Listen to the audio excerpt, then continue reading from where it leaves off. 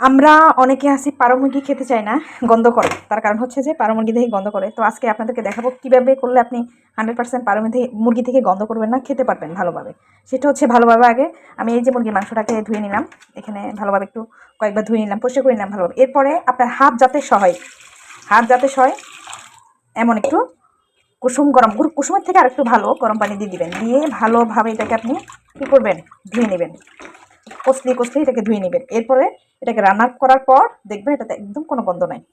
আমরা অনেকে আছি পাড়া মুরগি খেতে চাই না, গন্ধ করে। তার কারণ হচ্ছে যে পাড়া মুরগি থেকে গন্ধ করে। তো আজকে আপনাদেরকে দেখাবো কিভাবে করলে আপনি 100% পাড়া মুরগি থেকে গন্ধ করবেন না, খেতে পারবেন ভালোভাবে।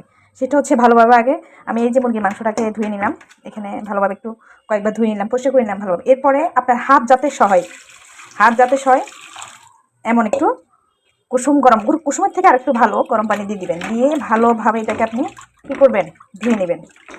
কষলিয়ে এটাকে ধুয়ে নেবেন। এরপরে এটাকে রান্না করার পর দেখবেন এটাতে একদম কোনো গন্ধ নাই।